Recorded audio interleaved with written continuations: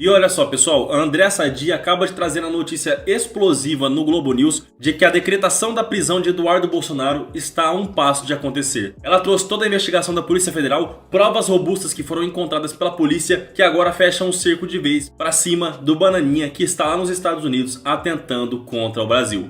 Eu vou mostrar para vocês todos os detalhes dessa notícia, o vídeo do Globo News. Mas antes, eu queria que vocês dessem uma olhada nessa notícia que acabou de sair enquanto eu estava gravando o vídeo aqui, que mostra também o mesmo fato para vocês verem como a prisão dele está bem encaminhada. Olha só, para ministros do Supremo Tribunal Federal, Eduardo Bolsonaro forneceu a prova final para a condenação por traição à soberania nacional. A prova final seria o fato de Eduardo Bolsonaro ter celebrado publicamente a decisão de Trump de aplicar a lei Magnitsky sobre o ministro Alexandre de Moraes e ter afirmado que essa sanção foi resultado direto de sua atuação nos Estados Unidos. Abre aspas para o que diz uma das fontes do Supremo Tribunal Federal. Ele já vinha dando seguidas provas de cometimento de um crime contra a soberania nacional e agora selou seu destino dentro do Supremo Tribunal Federal. Segundo essa notícia, pessoal, o destino de Eduardo Bolsonaro já está selado. Agora vamos ver o vídeo aqui que está viralizando nas redes sociais da revelação de Andréa Sadi sobre a prisão de Eduardo Bolsonaro. Então, o deputado Eduardo Bolsonaro escalando a crise, investigadores com quem a gente tem conversado, já avaliando que existe um material robusto para indiciar Eduardo Bolsonaro por coação.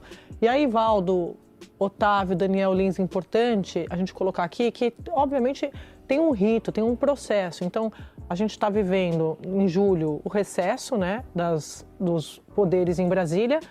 A expectativa agora na volta, em agosto, é da conclusão desse inquérito por coação, atuação da PGR, da Procuradoria-Geral da República, do procurador Paulo Gonet, nessa investigação, que foi aberta para apurar como o deputado Eduardo está atrapalhando o curso do processo no Supremo, na visão desses investigadores. PGR, né, que foi, Valdo? Desculpa. A pedido da própria PGR. Que esse a pedido da PGR, exatamente. E aí o Supremo dá a palavra final, vai dar a palavra final sobre essa investigação. Então, como a gente está contando para vocês, vai escalando, né, Valdo? Porque havia uma expectativa de setores ali da direita de que quando veio o tarifaço, que eles pudessem recuar. E isso não aconteceu.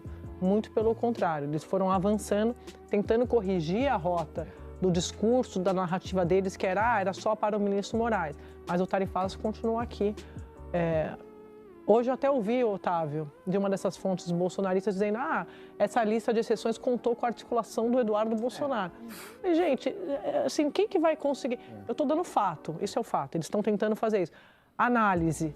Quem que vai acreditar ou computar a Eduardo Bolsonaro exceção de lista de tarifa, sendo que a gente nem estava no radar? Como vocês viram aí pela análise da Andréa Sadi, fica claro que a Polícia Federal deve pedir a prisão de Eduardo Bolsonaro nos próximos dias. Os motivos seriam então as ameaças diretas feitas aos ministros do Supremo Tribunal Federal que estão julgando o caso do pai dele, a tentativa de golpe de Estado do 8 de janeiro. Fato é que a tensão mudou em Brasília, essa bomba explodiu nos bastidores e a Andréa trouxe todos os detalhes pra gente aqui, que a Polícia Federal já tem as robustas provas contra o Bananinha. Eu só tenho uma coisa para dizer pro Eduardo Bolsonaro: força, Bananinha, o Brasil não está com você.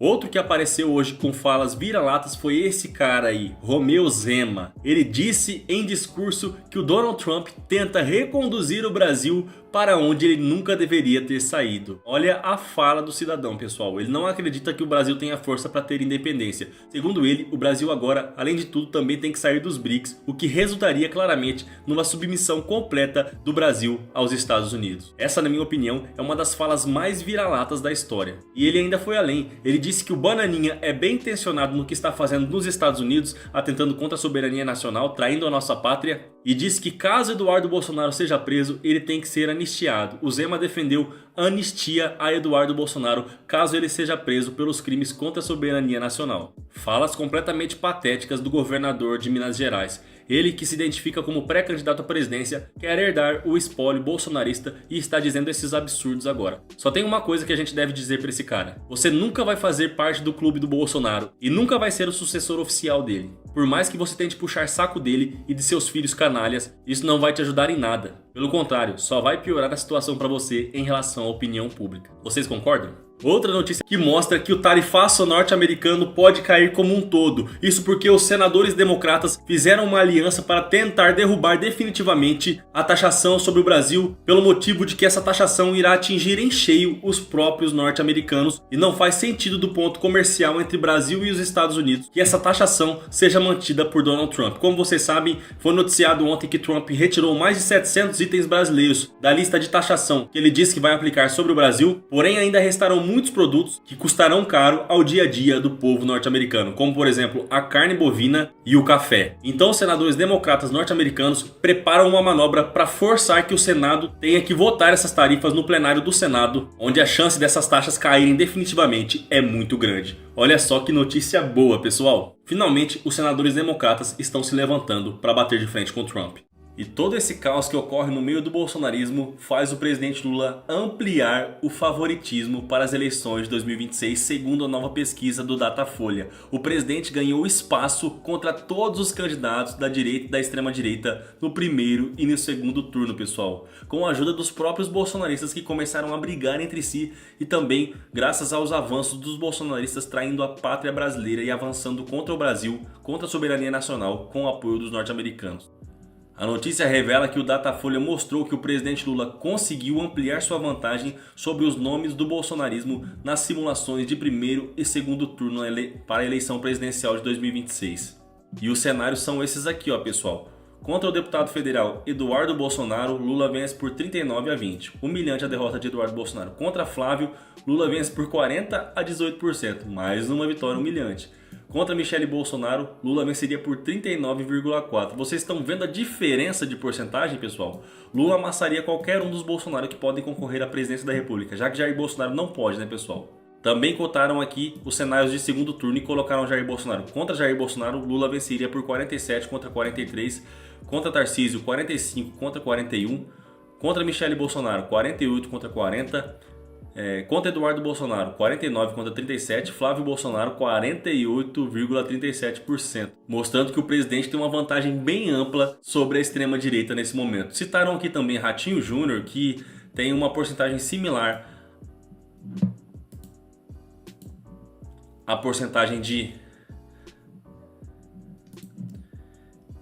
Citaram também o Ratinho Júnior, que tem uma porcentagem bem similar à porcentagem de Tarcísio, ficaria 45% para Lula contra 40% de Ratinho Júnior. E contra nomes de fora do núcleo bolsonarista, Lula mantém a ampla vantagem que já vinha apontada nas outras pesquisas. Contra Ronaldo Caiado, por exemplo, Lula teria 47 a 35% e contra Zema, 46 a 36%. Ou seja, pessoal, essa notícia reflete que o bolsonarismo ruiu, que essas ações dos bolsonaristas nos Estados Unidos contra o Brasil ajudaram e muito na popularidade do Lula, principalmente porque o presidente Lula reagiu muito bem ao avanço dos imperialistas norte-americanos sobre o Brasil e defendeu a nossa soberania nacional, defendeu a nossa democracia e mostrou para os bolsonaristas que o Brasil não é terra de ninguém, que o Brasil tem que ser respeitado e ele fará o possível, ele fará tudo o que for possível para defender essa soberania, para defender a nossa soberania e o nosso país.